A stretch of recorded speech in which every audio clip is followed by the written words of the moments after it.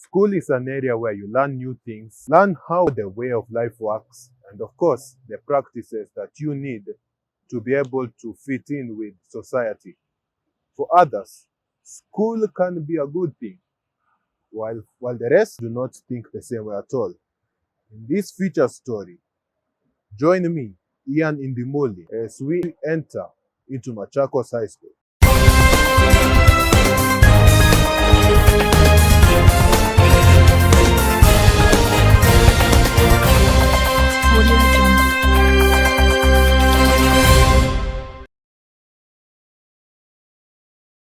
As we dive into Machakos School, there are some things that this feature story is going to be based on, and that is the academics of a student.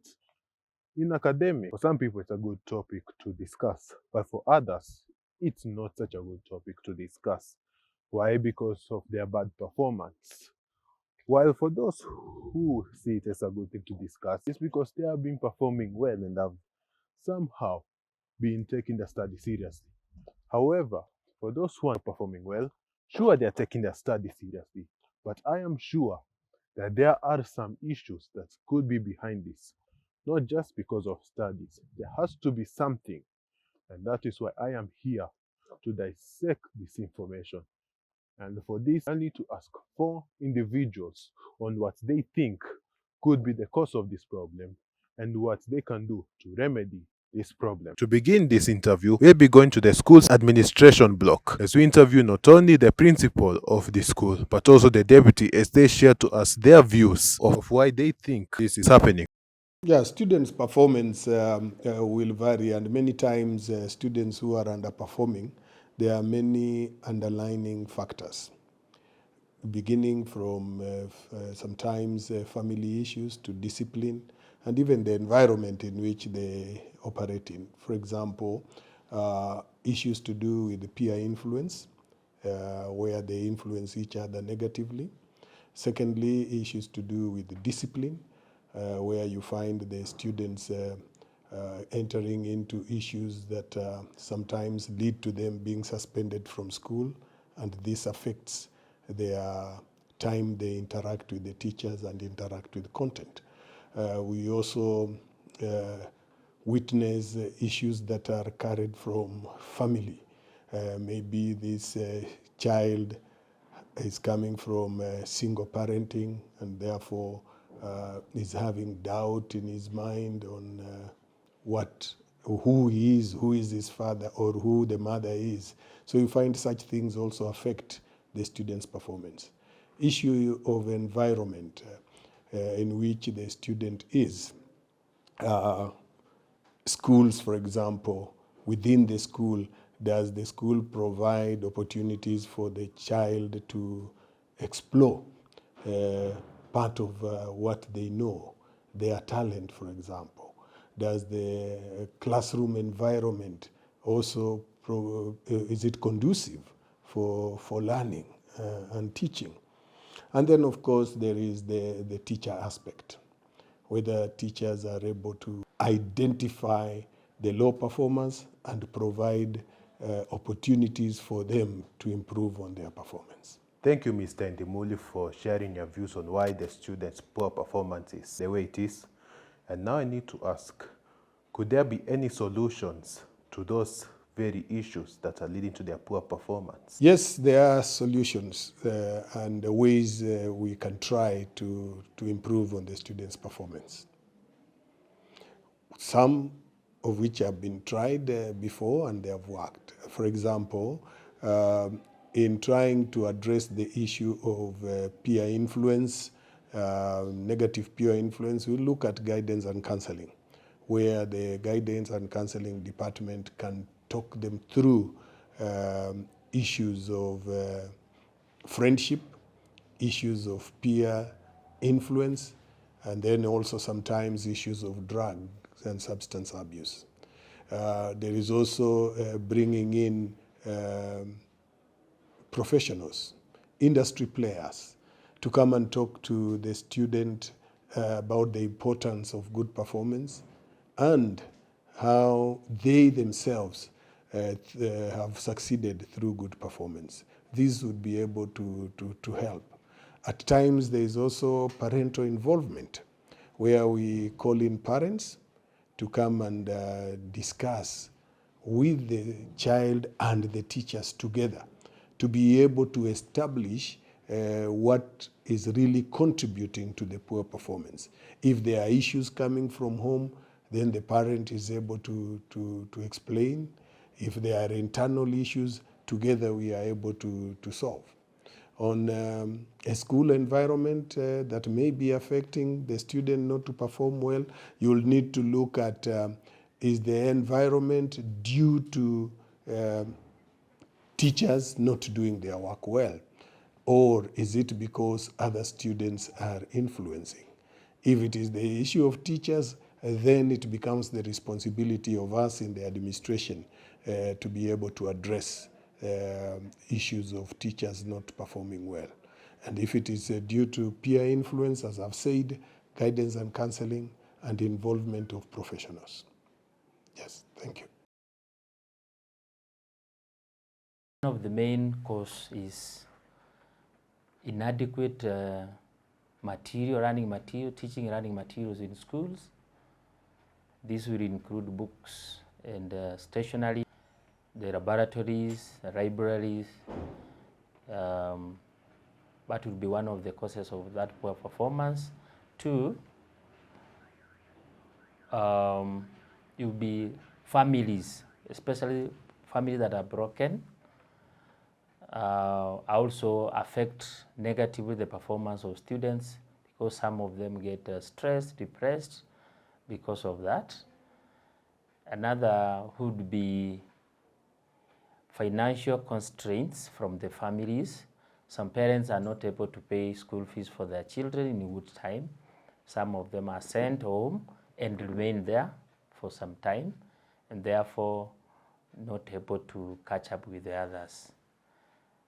And the other cause would be general laziness amongst the students. Student goes to high school with very good marks, but because of general laziness, they don't perform well. They not get grades that match their KCP mark. And another issue would be indiscipline. We know very well that discipline and performance go hand in hand, and therefore an indisciplined student will rarely perform well in their studies. And to remedy that, generally, for the sake of for the cases of indiscipline, guidance and counseling departments to be established in schools and activated to counsel students on the need to maintain discipline. And for financial constraints that are in families, schools can partner with sponsors to give scholarships to the boys and the other students, so that that issue of financial constraint is remedied. Then issue of infrastructure or teaching running materials, the government is giving out books, but they are not enough for every student. Schools are meant to give more, and some parents cannot give extra books other than the ones the government is giving, and therefore a cause of poor performance. And therefore, similarly, schools can outsource or can get materials from well-wishers, partners like banks, to provide materials that are inadequate in school, so that everybody can access the teaching running resources in schools. Yeah. Then lastly, to the other point, homes, the broken homes. On broken homes, I would say largely that students are meant to can be counseled to know that matters about between their parents should not interfere with their performance. If they are counseled well, they will internalize and move on with their life, because their life is different from those of their parents, though they are their children. Yeah. Now that we've gotten what the principal and the deputy think about why there's poor performance among most of the students, we just thought that we had to look at the perspective of a normal teacher to see how he or she thought of how their perspective should be. Some of the issues that make students fail in their academics is laziness. Like here, some of our students are very lazy. They don't want to read, they don't want to work hard, and therefore end up failing in their examinations. Another issue is distractions from peer pressure and influence from bad friends who tell them not to work hard and who tell them not to concentrate in their exams. And maybe that one also leads to failure in their examinations. Financial problems also make students not concentrate in school, because when they are sent home to bring school fees, some stay even for 1 month, others stay for so many time before, a lot of time before they come back to school. Another cause of poor performance is negative mindset. There are some students who believe that they can never pass in an exam because it is an attitude, a mindset that they already have. And then other students also have poor reading habits, which make them not to get the exact points that the examiner will be requiring, and therefore fail in their academic performance. Other students also lack concentration in classwork and in academics. Problems might be emanating from home, maybe relationship problems from their parents, and this one really affects our students so much. Some of the remedies that can be used is the use of guidance and counseling, because now corporal punishment cannot be used to force them to read, but in the Department of Guidance and Counseling can be used to inform them and to remind them that they should concentrate in their academics. They should look for better reading habits and therefore prepare to pass in their exams.